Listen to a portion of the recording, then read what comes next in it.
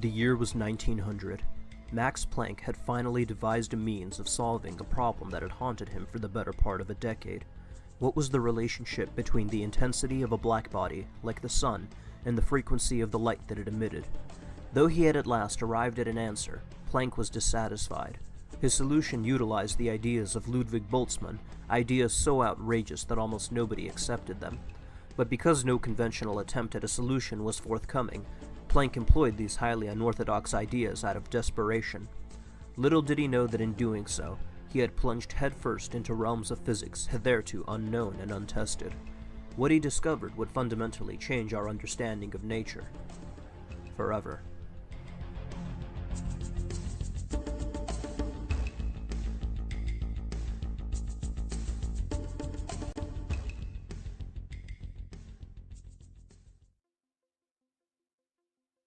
In order to begin to understand what motivated the development of quantum theory, one must first understand the status of physics at the end of the 19th century. At the time, there were three main branches of physics. First, there was mechanics, which was designed to predict the motions of masses, things that were influenced by gravity. Then there was thermodynamics, which was concerned with the relation of heat and temperature to energy and forces. Finally, there was electromagnetism, which dealt with interactions between charged particles. It is within the realm of electromagnetism that the story of quantum mechanics begins. In the early 1860s, James Clerk Maxwell had produced a set of equations that summarized electromagnetism. Before Maxwell, electricity and magnetism were considered two separate forces, but as the 19th century progressed, it steadily became more and more clear that these two interactions were fundamentally related. As it turned out, they were both the product of charge. Charge is an analog of mass. Like mass, charge is an inherent property of matter that is associated with a fundamental interaction. Mass produces gravitational fields, and these fields cause masses to attract to one another. Similarly, charge produces electric fields, which interact with other charges by causing them to either attract or repel. The concept of fields can be somewhat counterintuitive, so it might be helpful to think of them as odors. The closer you are to the source of an odor, the more strongly you'll feel its effects. If you dislike the odor, you'll tend to move away from the source, but if you find the odor attractive, you'll tend to come in closer. Electric fields work analogously. Opposite charges will be pulled toward each other because their fields, or odors, attract one another. Like charges will move away from each other because their fields repel them. When these charges begin to move, they generate magnetic fields, which further affect the motions of other charges. Additionally, it was discovered that not only do changing electric fields generate magnetic fields, but changing magnetic fields will also produce changing electric fields. Moving a charged particle will produce magnetic effects. Moving a magnet will generate electric voltage. Taken together, what this all suggests is that electricity and magnetism are different aspects of the same force. The theory of electromagnetism involved many difficult derivations and meticulous experiments, but when the dust finally settled, it became clear to all that not only are electric and magnetic phenomena fundamentally the same force, but that electric and magnetic fields could, together, produce a wave. A wave is a disturbance that travels through some material, called a medium. When this string experiences an impulse, a disturbance passes through it. The same general principle applies to sound waves, which in the common case are a disturbance passing through air molecules. Waves at the beach are also based on the same concept. Disturbances pass through the water, manifesting themselves in these familiar forms. What's crucial to recognize is that in each case, the medium itself, the string, the air molecules, the water, is not moving from one end to the other. They are simply being displaced by the energy that's passing through. So what happens when you take an electric charge and start to shake it back and forth, analogously to the way this boy is shaking the string? The electric field surrounding the charge will start to oscillate. As a result of this change in the electric field, an oscillating magnetic field will be generated, which in turn will create an oscillating electric field, and on it will go. The result is an electromagnetic wave. According to Maxwell's equations, the speed with which an electromagnetic wave travels is equal to the speed of light. This led him to conclude that light is a type of electromagnetic wave. As it turns out, there are many different types of electromagnetic waves. While they all fundamentally have the same structure, They differ in their wavelengths and frequencies. Wavelength is defined as the distance between successive crests in a wave. Frequency is defined as the number of complete wavesets to pass through a point per unit time. Generally, we measure frequencies in hertz, which is defined as the number of waves passing through a point per second. Since frequency and wavelength are inversely related, electromagnetic waves with higher frequencies, like X-rays and gamma rays, will have shorter wavelengths. The contrapositive holds true as well. Longer wavelengths, like those of radio waves and microwaves, have lower frequencies. So at the end of the day, it was determined that light is just a disturbance of electric fields and magnetic fields. The wave picture of light was fully developed, and experiments had vindicated the notion that light was a wave. Interference, diffraction, dispersion. These behaviors are characteristic of waves and waves alone, and light exhibited each of them. Light was a wave, and that was the end of the story. Then along came Max Planck. In the final years of the 19th century, Planck was experimenting with blackbody radiation. All blackbodies, which are objects that perfectly emit and absorb electromagnetic radiation, release energy in the form of heat and light. Actually, most of the energy released by a blackbody takes the form of heat, and it was Planck's hope that by understanding the fundamental relationship between the intensities and the frequencies of the light that blackbodies emit, he would be able to develop a more efficient light bulb, one that maximized light output and minimized heat output. But there was a problem. The classical theory predicted that as higher frequencies of the emitted electromagnetic waves are considered, their intensities approach infinity, and the universe should be burning in an inconceivable blaze of blackbody radiation. This evidently wasn't happening, so obviously there was a problem that came to be known as the ultraviolet catastrophe. Though it was not Planck's mission to tackle this problem, he did end up resolving it by introducing an assumption that at the time seemed outrageous. In a private correspondence with his friend, Planck referred to the implementation of his assumption as an act of despair, and that he was willing to forego all of his previous conceptions about physics if it meant arriving at a correct solution. The assumption that Max Planck made was that energy, rather than coming in a continuous mesh of smooth values, came in discrete granular packets, which came to be known as quanta. Formally, the assumption that he made can be expressed with this equation: E equals NHF. Energy equals some integer times some constant that would later come to be named after Planck times the frequency of one of the standing electromagnetic waves inside of the blackbody cavity. A standing wave is what you get when two waves traveling in opposite directions interfere with one another and form a single wave whose peaks appear to move up and down. So what Planck specifically ended up assuming was that the energy spectrum of standing waves within a blackbody cavity was not continuous, as the classical way of thinking posited.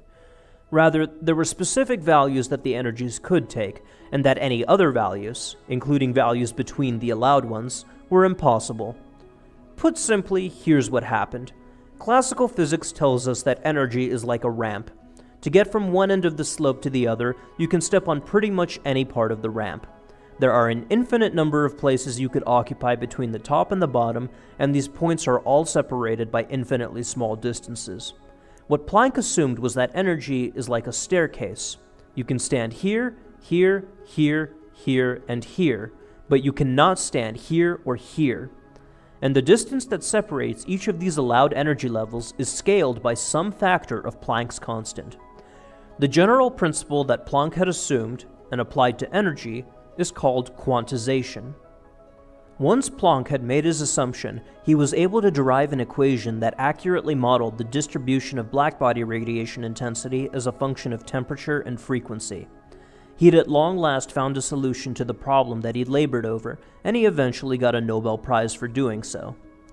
Planck then proceeded to measure his constant, which would go on to become the most important number in all of quantum physics, and found that it had dimensions of energy times time. Today, the accepted value for Planck's constant in standard international units is about 6.626 times 10 to the negative 34 joule seconds, or equivalently 4.136 times 10 to the negative 15 electron volt seconds. It is an incredibly tiny number, and it appears in almost every equation in quantum mechanics, often with 2 pi in the denominator. This expression is so common, in fact, that a new letter was invented to represent it: h bar, which denotes Planck's reduced constant. H bar equals h divided by 2 pi. Because this number is so small, we don't notice the effects of quantization in our everyday lives. When you zoom out and look at the staircase from the perspective of a human being who regularly deals with ranges of energy considerably larger than the ones dealt with in quantum physics, the staircase looks like a ramp. This is what gives rise to the classical way of thinking. It's a situation akin to looking at a piece of paper and considering it flat, but then placing it under a microscope and seeing that it is anything but. Such is nature, Planck's assumption seems to suggest. But Planck didn't really like this. The assumption of quantization was simply at odds with everything that was known about physics at the time. To understand why, consider a standing wave, like the ones inside of the cavity of a blackbody, and suppose that this particular light wave is bluish-violet light, which has a frequency of about 725 trillion hertz. Multiplying by Planck's constant, we find that the energy content of this light is some integer multiplied by 3 electron volts. This means that the wave can have an energy of 3 electron volts, 6 electron volts, 9 electron volts, and so on, but it can never contain 1, 2, 4, or any number of electron volts that is not an integer multiple of 3. This is a strange result because it's analogous to saying that you can push someone on a swing by 1 foot or 4 feet, but by no amount in between. And again, the explanation for why such strange consequences didn't seem to take place in people's everyday lives is because Planck's constant, which dictates the scale of quantization, is such an incredibly tiny number.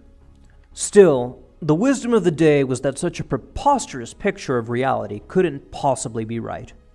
Planck had arrived at a solution to the ultraviolet catastrophe that actually worked, but doing so required him to make an assumption that didn't seem to have any basis in reality. There didn't seem to be any good reason for why the energy of an electromagnetic wave should be quantized. More importantly, it seemed to contradict the well-established picture that light was a wave. Waves are not granular. They do not contain distinct constituents. Disturbances passing through media simply don't have discrete elements. Perhaps the medium itself may have individual components, but the wave passing through it? Ridiculous. Waves are not reducible to tiny pieces, and both the maths and the experiments seem to confirm this.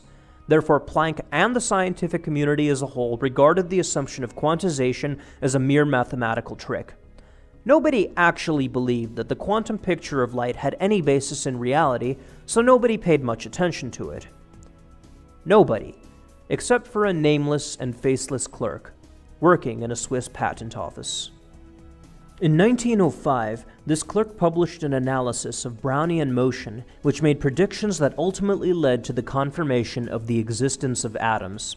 He established that the universe has a speed limit and that space and time are relative. He constructed the most famous equation in physics, and he showed beyond a shadow of a doubt that Planck's mathematical trick manifested itself in a very real way. The year in which Einstein did all this became known as the Annus Mirabilis, the Year of Miracles. When Einstein was still a child, the physicist Heinrich Hertz, whose claim to fame was his experimental vindication of electromagnetic waves, and after whom the unit of frequency was named, discovered an anomalous phenomenon that later became known as the photoelectric effect. It works like this. When light is shined onto a metal surface, the energy from the incoming electromagnetic waves gets transferred to the electrons in the metal. The electrons are initially bound to the metal, but the sudden kick in energy that they receive causes some of them to escape. We called these escaped electrons photoelectrons. The manner in which light behaved in the photoelectric effect was anomalous. It didn't seem to do what electromagnetic waves were expected to do. This experimental setup of the photoelectric effect involves a white light, which is composed of all frequencies of light, shining onto a metal, whose outgoing photoelectrons have their energies measured and displayed on the right. First, a red filter is placed in front of the light, which means that only red light is hitting the metal. The needle's position is at 0, which means that no electrons are being kicked out of the metal. The process is repeated. first with a yellow filter, then with a green one, and finally with a blue filter. Notice that in each case, the needle immediately jumps to a specific position on the energy measuring device, and that it stays there the entire time the filter is in place. This means that photoelectrons are immediately being kicked out of the metal the moment they get struck by the light, and that the energy with which they're escaping is not changing. Also notice that the energy increases as the filters emit electromagnetic waves with higher frequencies. This suggests that the energy of photoelectrons, and by extension the energy of the light waves that are knocking them out of the metal, is related to the frequencies of the incident light. To a physicist in the early 20th century, these results were a complete enigma. According to the wave picture of light, the photoelectric effect should occur at any frequency, but should rise with intensity. Yet experiments showed that the intensity of the incident light was irrelevant to how energetic the outgoing photoelectrons were. It doesn't matter how much red light you shine onto a metal, the photoelectric effect simply won't occur.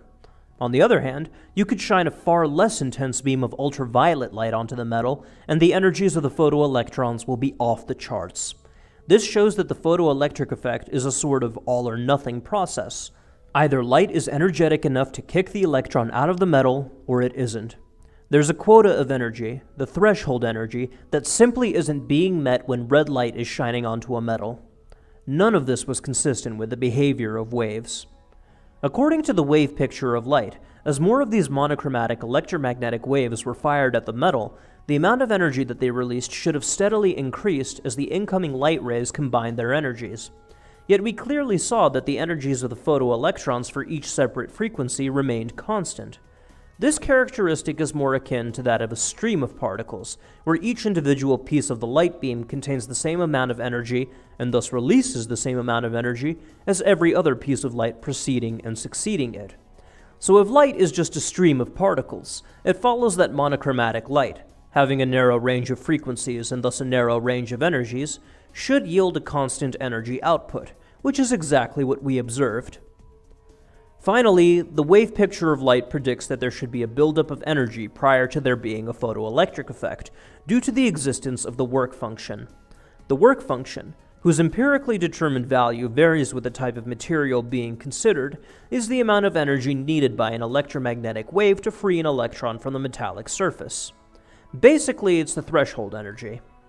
According to the wave picture of light, if a light wave has low enough intensity, then the energy of incoming light beams should gradually build up energy until the energy of the light overcomes the work function, at which point the photoelectric effect may occur. Yet we observed that the photoelectric effect took place immediately. There was no need for a buildup of wave energy because, once again, individual pieces of light either were capable of knocking out electrons or weren't, and this capability was determined immediately. You could have a beam of red light shining from a spotlight, and it will never release a single electron from the metal, no matter how long you shine it on there. Then you could have a beam of violet light shining out of a little laser pointer, and the metal will immediately start shooting out electrons. From all this information, Einstein found that the maximum kinetic energy of each photoelectron, Kmax, equals hf minus phi, where Kmax is the maximum energy of an outgoing photoelectron, h is Planck's constant, f is the frequency of the light beam, and phi is the work function, which again depends on the material being illuminated. Now think again about what's happening during the photoelectric effect. Light, which has a certain amount of energy, is hitting an electron that has zero kinetic energy since the electron is stationary. If it transfers all of its energy into the electron, then the kinetic energy of the outgoing photoelectron is equal to the light's energy minus whatever energy was needed to free the electron. And this is exactly what the equation is saying. This term is the kinetic energy of the outgoing photoelectron, and this term is the energy needed to free it, so this term must be equal to the energy that the incoming light contained. Since the experiments seem to indicate that individual packets of light were responsible for the photoelectric effect, as opposed to entire beams of light waves, this expression refers to the energy of a single particle of light, a quantum of light, a photon. The energy of a photon is Planck's constant times the photon's frequency. This formula is called the Planck-Einstein relation. It was Einstein's analysis of the photoelectric effect, the first solid bit of evidence of the granular nature of light, that would eventually win him his first and only Nobel Prize in Physics. But it would still be a while before Einstein's photon model of light would gain widespread acceptance within academia. Though his model showed that light can behave like a particle when being absorbed, there was no indication that light could behave like a particle when being emitted, or in the intervening time between emission and absorption. 1 decade before Einstein published his groundbreaking analysis on the photoelectric effect, an experiment opposite to the previous one had been performed by another German physicist named Wilhelm Röntgen, who produced the first X-rays. He did this by firing high-energy electrons at a piece of metal, which yielded electromagnetic radiation that was almost entirely in the X-ray region of the electromagnetic spectrum. The phenomenon was called Bremsstrahlung. According to the wave picture of light, what should have happened was that when the incident electron struck the atoms in the metal sheet, there should have been a shower of electromagnetic radiation in every frequency. This is analogous to striking a cymbal, which will produce sound waves that cover an entire portion of the audio spectrum. This is not what happened. Though the resulting electromagnetic waves were X-rays, they didn't include all X-ray frequencies. In fact, what did happen was the reverse of the photoelectric effect. The greater the kinetic energy of the incoming electron, the higher the frequency, and thus energy, of the outgoing photon. The wave theory broke down once again, but with Einstein's photon theory of light, the results made perfect sense. The frequencies of the outgoing photons were dependent upon how much energy the electrons transferred to the atoms that they struck, which suggests that the nature of this interaction is discrete rather than continuous. And again, this makes no sense under the wave paradigm of light. Such results only make sense within the context of light acting like a particle. The equation for Bremsstrahlung is K equals h times Fmax, where K is the kinetic energy of the incoming electron, Fmax is the maximum frequency of light emitted, and h, as usual, is Planck's constant. Notice that this equation is almost identical to that of the photoelectric effect. This makes perfect sense since it's the same process, just in reverse. You may also notice that in the case of Bremsstrahlung, there's no work function. That's because the value for it is so small compared to the energies being dealt with that it can be neglected altogether. But in principle, these equations, which represent the absorption and emission of light, are both based on the underlying principle that light behaves like a particle. So thus far it's been established that light behaves like a particle when it's emitted, and behaves like a particle again when it's absorbed. What about the time in between? Enter Arthur Compton in 1922, who fired X-ray beams at blocks of carbon and measured the wavelengths of the outgoing electromagnetic radiation. The phenomenon that he was experimenting with is called scattering, which can basically be summarized as one thing hitting another thing. Unlike the previous experiments, what Compton was explicitly measuring was the wavelengths, which again is defined as the distance between two successive peaks of a wave. According to the wave picture of light, when an electromagnetic wave strikes an electron in the carbon, the electron should absorb some of the X-ray's energy and start oscillating in response. This in turn should cause the electron to re-radiate that energy in a variety of directions in the form of scattered electromagnetic waves. The key point is that the wavelengths of the light beams that come in and the light beams that get re-radiated should stay the same. Lambda denotes the wavelengths of the incoming light. Lambda prime denotes the wavelengths of the outgoing light. According to the wave theory of light, these two values should be equal throughout the scattering process. But they weren't. After the experiment was performed, Compton found that this relationship held instead. The wavelength of scattered light minus the initial wavelength of the light equals Planck's constant, divided by the product of the speed of light and the mass of whatever the light was striking, which in this case was an electron, times 1 minus cosine of phi, where phi is the angle at which the light was deflected. Obviously, the incoming and outgoing wavelengths are not equal. If they were, their difference would be zero. Instead, this equation implies that the wavelengths of scattered light are larger than the wavelengths of the incoming light, and once again, we have this mysterious factor of h in the equation. So what's going on here? The situation is analogous to what happens in a game of pool. When a billiard ball strikes the side of a pool table, it transfers some of its energy to the wall, causing it to recoil while the billiard ball rolls off in some direction.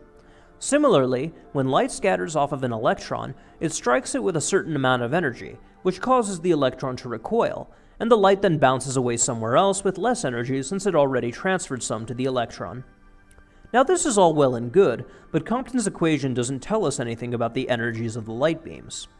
Well, actually it does, if you accept the particle picture of light, which ties everything together quite nicely. The wavelength of any electromagnetic wave is proportional to its frequency. If we accept that this light is comprised of photons, then using the Planck-Einstein relation, we can show that since a change in wavelength corresponds to a change in frequency, and since a change in frequency corresponds to a change in energy, then a change in wavelength must correspond to a change in energy. Why does that matter? Because Compton's equation tells us something very important about how the motion of a photon corresponds to how much its energy changes. If we're dealing with a situation where photons are just hitting electrons, what you have here are a bunch of constant terms multiplied by this parameter, which is what determines how much a photon's wavelength, and by extension how much a photon's energy, changes when it scatters. What we find is that the change in energy depends on the angle at which the photon scatters. If the angle is zero, that is, if the photon just passes through without scattering off of anything, then the change in the photon's wavelength is zero, which seems pretty reasonable. If it doesn't scatter off of anything, its energy is not going to change, so the wavelength's not going to change.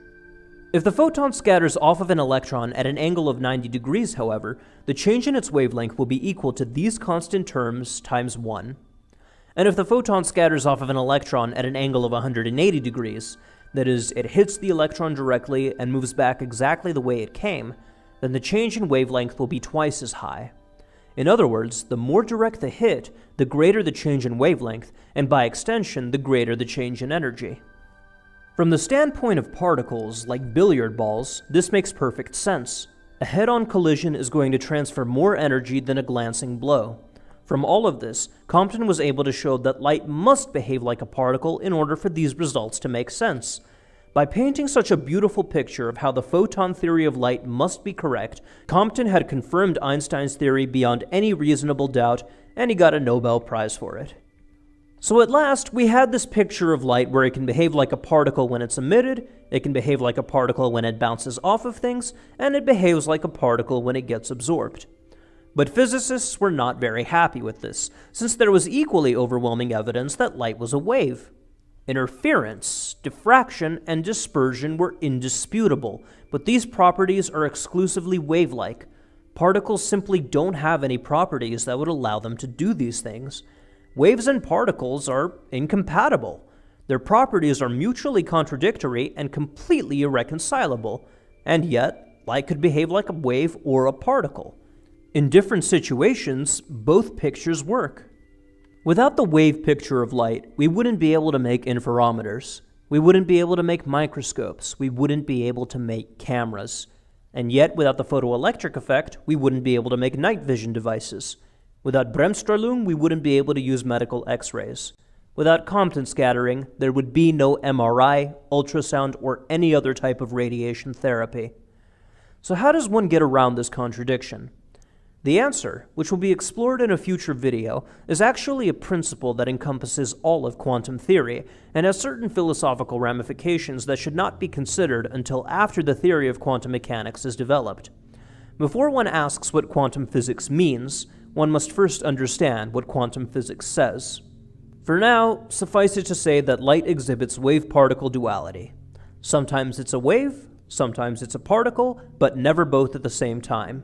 In situations where the results seem to correspond to wave behavior, light is a wave. In situations where the results seem to correspond to particle behavior, light is a particle. But what's essential is that it can never be both at the same time. Light can behave as a wave or a particle, but light cannot behave as a wave and a particle. A lot of physicists were very puzzled by this, and the duality of light became a subject of much heated debate. Maybe there was some mathematical means of reconciling particles and waves that they hadn't figured out yet. Maybe there was some external factor that was influencing the results of contradictory experiments. Maybe their understanding of light was simply incomplete, and that future experiments would tie together the contradictory ones. Physicists speculated endlessly about the possibilities. And then, one of them had a crazy idea. Light seemed to be characterized by duality, but why stop there? Why stop with electromagnetic radiation? Why should light be the only thing that exhibits wave-particle duality?